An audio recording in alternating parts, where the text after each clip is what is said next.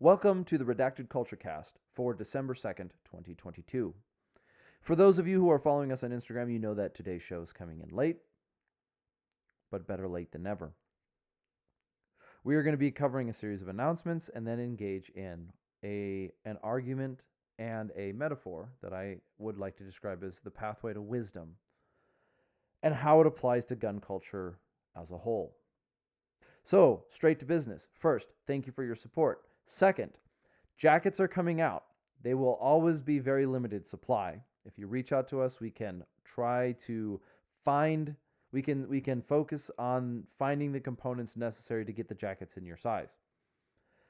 Before we close the store for the year on December 15th, we seek to release at least one more small, one more medium, one large, and one extra large. When it comes to sizing, if you've watched the videos, I am wearing a medium in those videos, and I normally wear a medium jacket. So you can see that it fits larger. It fits a little bit bulkier. Since the base foundation is an old reclaimed M65 jacket, it being an old reclaimed, repaired, and restored military surplus style jacket, although it's not purely surplus, there's more into it than that. The sizing is a little bit different than what you normally are looking for in a jacket. I normally wear a medium jacket because I like to be able to wear it over a hoodie and it fits me. And I'm a 6 foot tall, 185-ish pound dude. But when it comes to these jackets, I wear a small, unless I'm trying to wear it over a plate carrier, which made it super confusing. How the rule goes: if you intend to wear it mainly as a jacket and just as a jacket, always buy a size smaller than what you normally buy, what you normally would. I would wear a small. I normally wear a medium. But if my primary objective is to wear it over a plate carrier and have less of an outline, go with the size that you normally buy. When you're buying a cover shirt for lower visibility environments, you typically buy like a flannel that's one size bigger than you. If I'm trying to fit a plate carrier under a flannel, I normally fit a medium. I'm going to buy a large. In the case of the jackets, if I'm trying to fit it over a plate carrier, I'm going to buy my size. I'm going to buy a medium. And that medium will fit over a plate carrier. If you're just trying to fit it over a chest rig, go a size down. That being the case, we are closing the store on December 15th. When we reopen next year, there will be some new items and some different items. Some items will be missing, some items will be returning. So you know. The Cabin in the Woods series will be going away until later next year. Or will be going away. So if we decide to re-release that at a future date, you'll know about it when the time is right, I guess. But that being the case, store is what it is. Thank you so much for your support. Now on to the show. The title and the primary subject of today's podcast is Naïveté, Cynicism, and Wisdom, or the pathway to wisdom. I think it's fair to say that we are all born into this world naive. We all enter into gun culture with a certain amount of naivety. Naivety itself is a term that can be somewhat difficult to define because it contains both a epistemological or knowledge element and an ethical one. There's a difference between not knowing something or having insufficient reasons for knowing things or reasons for believing things and the innocence that comes with naivety. Naivety itself bears a sense of innocence. Innocence is a moral term. Knowledge is an epistemological term. But whether it's gun culture or the world at all, or science, or reading, or politics, or ethics, or history, we all approach initially that subject with a certain amount of naivety. That naivety can be on the epistemological side, the side of knowledge, saying we are believing things for insufficient reasons. It's less important. This claim concerns itself more with why we know or how we say we know what we know than what we actually know. It is more interested in the reasons why we believe a thing or what led us to believe something than it is whether or not that belief is actually true. And then it bears with it a sense of naivety. It bears with it a sense of that innocence which comes with naivety. That it can't really be held against you, or at least shouldn't. But the problem with naivety is the objective world does not make allowances for your naivety. Just because you didn't know something or you believe something for insufficient reasons doesn't mean that the world is going to alter reality for you. And so when a insufficient belief and the real world meet, something has to give way. And it is always one's naivety. It creates a void, it crumbles, it breaks down within a person's belief system. That naivety gives way to cynicism, because cynicism fills the void. Where naivety is the believing in things to be true, or believing about certain things for insufficient reason or insufficient cause, cynicism is the application of doubt. Press X to doubt. Cynicism fills the void that naivety leaves. Now, cynicism, which starts as skepticism, grows. And it grows if left to fester, it grows. It starts with a subject and spreads to knowledge as a whole. And when it reaches the question of what is real, metaphysics, it becomes cynicism. Even more than just skepticism and cynicism, it becomes nihilism. So, learning that you believe something for an insufficient reason may cause that belief to collapse. The collapse of that belief will oftentimes be replaced with skepticism, which will grow into cynicism. Skepticism is, how do we know that this is true? A thing is true. Cynicism is, we cannot know that something is true. And nihilism is, there is no such thing as truth. You see how that grows. We start naive. We believe that 45 is the best caliber because of 2 world wars. And then we realize its participation in the war is not a good reason to evaluate. It's not a good method, a sufficient method for evaluating the performance of a caliber, especially in comparison to other calibers. So cynicism then says, it takes its root, skepticism being, because it's been used in war doesn't mean it's good. I become skeptical about anything that's been used. Oh, maybe any piece of equipment that's ever been used is not actually good equipment. That grows into cynicism and eventually nihilism. There is no such thing as good. It's just entirely subjective, whatever you want. The problem is that this isn't true and will get you killed. Not everything comes down to personal preference. When there is a goal, an objective goal to be accomplished, your subjectivity must take second place, which can sound really cool. It can say, oh, it's not me, it's the mission. It's mission dependent. It's mission necessary equipment. We can create words that don't acknowledge the problem and ways of trying to answer the question that really more dismiss the question than answer the question. And cynicism will continue to fester until it just becomes complete subjectivity. There is no such thing as true or right and good, and there is no such thing as the world out there. Everything is purely subjective. If a tree falls down in the forest and no one is there to hear it, it's not meant to be about a joke, too many jokes deep. But if it falls down in the woods and no one hears it, it never existed to begin with, because no one was there to observe it. That is what nihilism can turn into. And there's a reason why I think Nietzsche referred to nihilism as an abyss. And there's also a reason why he would say something like, you have to stare into the abyss, and when you stare into the abyss, it stares back at you. Because when we look at the fallibility of our own mind, and then we realize that we exist in a world of people, and all of those people will have same or similar issues in the fallibility of their own mind, as in we can't perfectly perceive objectivity. It is cheap and easy motivation to say, well, then nothing is true. There is no reality outside of subjectivity. That anything goes so long as you're a good enough shooter. And this creates a problem.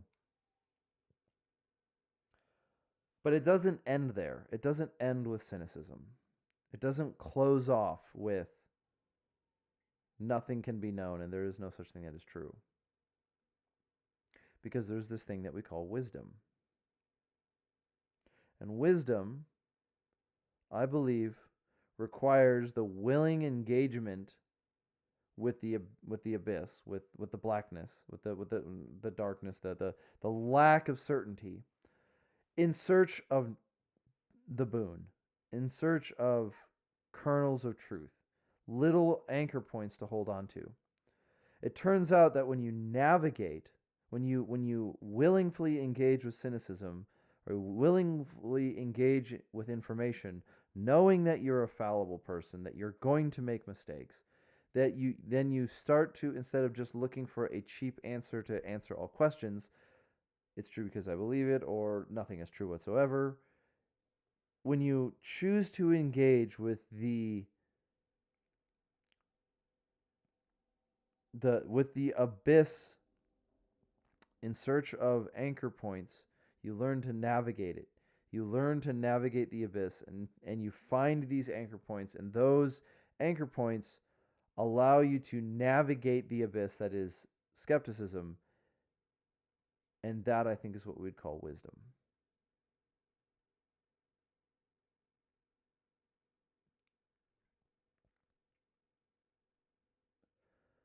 We all enter into this world naive. Whether it's gun culture or the world writ large. We all enter this world naive. We believe things for selfish reasons, for foolish reasons, for insufficient reasons. We trust all the history books. And then we find out they're written by corrupt people. And our skeptical, cynical reaction responds to that experience of learning that an author we trusted wasn't who he said he was. Our emotional reaction is to become skeptical and say, no one is who they say they are. Everything is liars all the way down. And that can be a very rewarding feeling. It can be a really feely good kind of position. It's sort of a false knowledge. It's kind of a foolish knowledge. It's a foolish concept of knowledge. But if we look at history and recognize that things happened, events happened, and we must become wise in how we navigate the information that we gather. We not only look at the information, but the person who wrote it, the scenario they're in, and do that diligence, do that hard work. We can acquire objective knowledge about events that happened.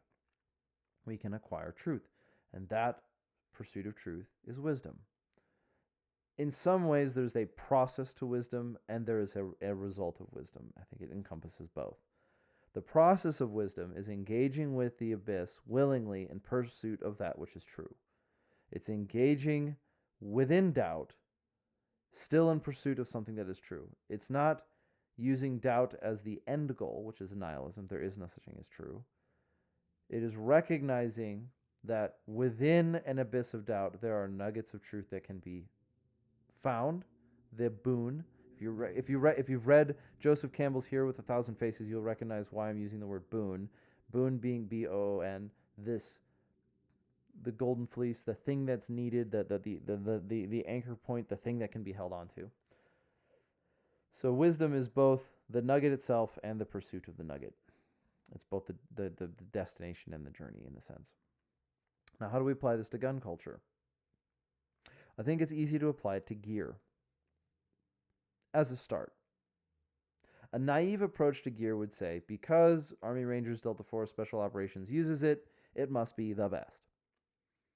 And then when we realize, well, I mean, because they're the best at what they do, in at least within the confines of the argument.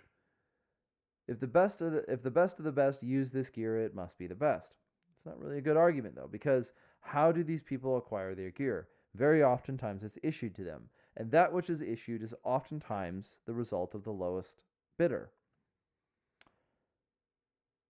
which means the government is more interested in quantity than it is quality when it comes to most gear that's acquired. There are standards and things change, and it's kind of a complicated process, but we know if we start from the naive belief that because the quote unquote best of the best use it, it must be the best gear. And that naivety, when faced with the fact that not all gear that the Delta Force or whoever uses is acquired because they think it's the best, one can very quickly become cynical and say, nothing that they use is the best. There is no best. There is no best gear. There is no standard by which equipment should be evaluated. It's just whatever you need, man. It's whatever you got. But that doesn't hold a candle to reality, because a 3 MOA barrel is not the same as a half MOA barrel. And so when it comes to gear, naivety might look like believing something to be true because somebody said it, believing in a fallacy, or believing something to be true, something to be the best gear, without considering what it is that makes a thing the best. It's just the features of it, or because somebody uses it, without engaging in the evaluative process of determining what is it that makes a thing the best. Acquisition? Is it logistics? Is it the equipment itself? Is it where it's made? Is it the ethics surrounding its manufacturing? Is it all these details come into play? Cynicism will say there is no best gear. There is no best girl. It's just whatever you want, pure subjectivity. But wisdom will recognize that without a method of evaluation that is pointed at an end goal, any attempts at answering the question, what is the best, are in vain. However, they are questions that must be answered, especially when we live in an objective world. Tools have a purpose, being able to use them drives in a direction, and so on and so forth. In other words, naivety will attempt to remain blind to the fact that we want a thing just because we want it. Cynicism will say there's no justification for wanting anything, which means either no one should have anything at all, or everything is purely subjective. And wisdom goes,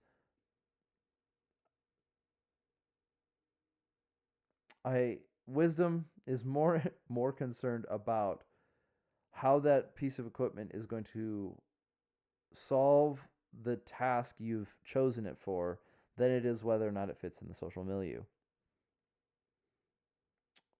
And sometimes the thing that you want the thing to do is you want to fit in. It's not the end of the world. Multicam black isn't all about how practical it is. And I'm using multicam black gear right now. But I think what it can be applied to much more appropriately in this time and this day and age that we're talking about gun culture is when we're talking about this thing we call community or gun culture as a whole. Because a naive approach to gun control a naive approach to gun culture would say everyone who wants to be in gun culture is my friend. We all think alike. We all have the same end goals. We're all in this together. But after facing betrayal, you will be tempted with cynicism. You will be tempted with at least skepticism, if not cynicism. And that skepticism will look like everybody in this culture is a rat. They're all in it for themselves.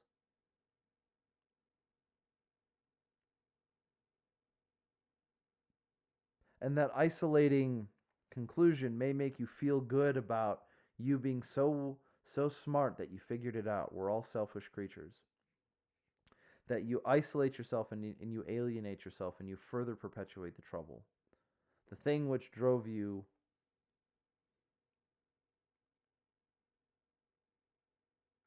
in search of companions and allies and whatnot.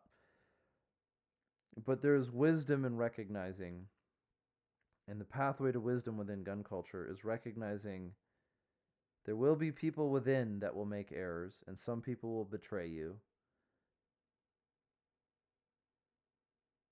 And some things are not as they seem, and not everyone who's a part of this has your back at all times. There still are loyal people. There still are friends. There still are people out there that you can surround yourself with, to learn from, to build you up, for you to encourage, for you to play your role. There are people out there. Naivety is easy to see. We're all in this together. Everything's good and sunshine and golden. Every ad is exactly what it says it is. Every person who does a review is particularly honest. Every piece of equipment is exactly as it's advertised. Every company lives up to their ethos. We're all in this gun culture thing together. And then you will face disappointment. You'll face betrayal. So it's easy to become cynical. All gun tubers are shills. Everything by this company is broken and fake and useless. There is no such thing as standards. The only reason why anyone gets to any sort of achievement is through malpractice. This cynicism will always produce the answer, why should I try? As if the question itself was the solution. And it produces isolation. However, when it comes to gun culture, one element of wisdom, when it comes to community or friendship or tribe or place of belonging, is that you may not feel like you belong here at all times.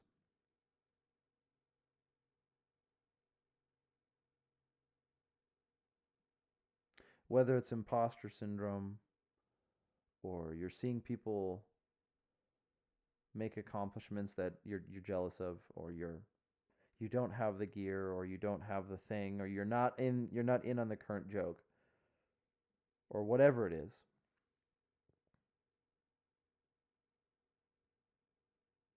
Gun culture is much bigger than the here and now. Though there are people out there who will steal your ideas and take your products and run off with it.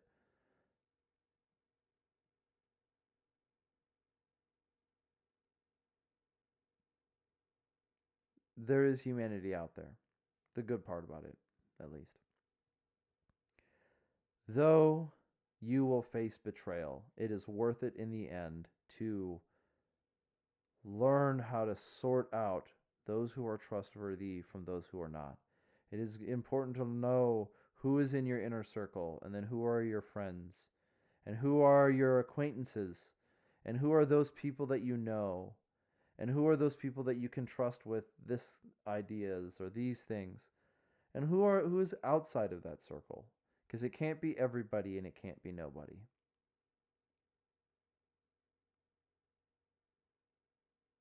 And so if you've listened to this subject before, I know I've spoken about it before. Naivety, cynicism, and wisdom.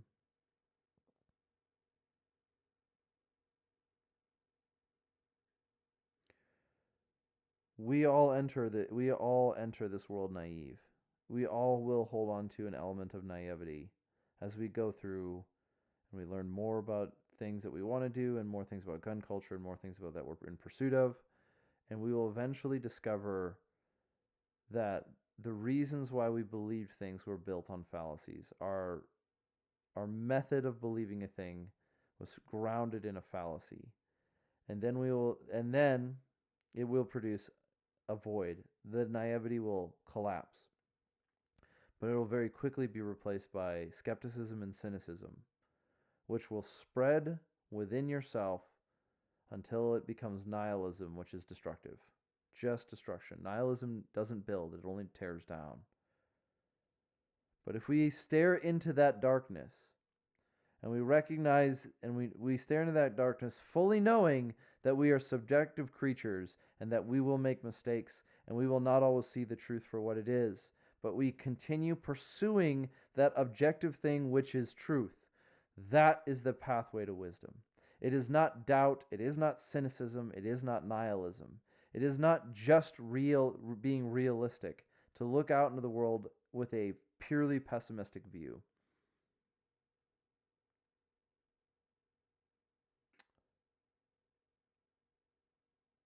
But rather, wisdom is looking at the darkness, having the courage to face it, learning how to navigate it, finding the boon, and anchoring yourself to those elements.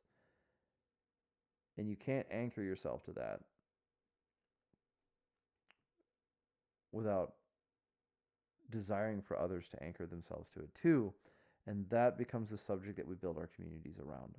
That becomes the nucleus. If we build our community on truth, it will stand stronger than if we simply build it on emotion. So that has been how naivety, cynicism, and wisdom apply to gun culture. I want to thank you for listening today, if you are listening on Friday, or if you're listening on Saturday, or if you're listening on any day. I want to thank you for listening to the show. Please, please, please feel free to reach out. You know, you can find us on Instagram. Thank you for your comments. Thank you for reaching out to us. Thank you for sharing the show with other people. Thank you for reaching out. So yeah, let's get some jackets on the market. Let's get this out. And let's go forward. So go forth and conquer. This has been the Redacted Culture Cast.